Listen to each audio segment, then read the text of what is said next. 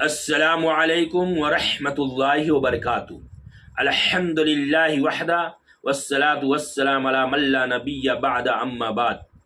آج کا موضوع ہے شب برات کی رات جاگنا اور اگلے دن روزہ رکھنا منع ہے۔ شب برات سے پہلے یہ بیان سن لیں، 90% لوگ یہ نہیں جانتے۔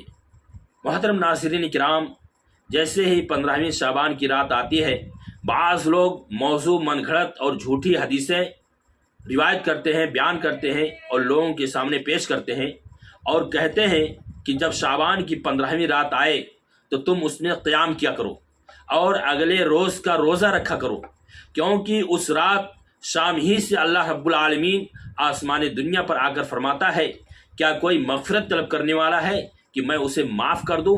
کیا کوئی رزق طلب کرنے والا ہے کہ میں اس کو رزق دوں؟ کیا کوئی سوال کرنے والا ہے کہ میں اسے عطا کروں؟ کیا کوئی بیمار ہے کہ میں اسے عافیت دوں؟ حتیٰ یطلع الفجر، یہاں تک کہ فجر طلوع ہو جائے۔ محترم ناظرین کرام، یہ موضوع جھوٹی اور من گھڑت روایت ہے۔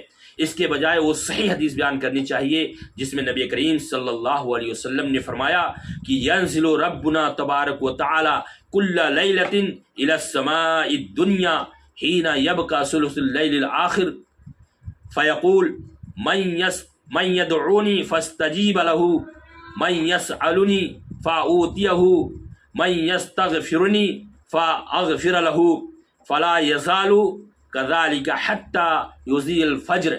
صحیح بخاری حدیث نمبر 1145، حدیث صحیح مسلم حدیث نمبر 758۔ اللہ کے رسول صلی اللہ علیہ وسلم نے فرمایا کہ ہمارا رب بابرکت و بلند بالا ہے۔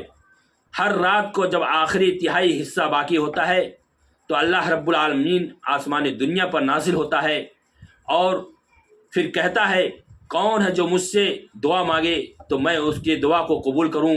کون ہے جو مجھ سے سوال کرے تو میں اسے عطا کروں؟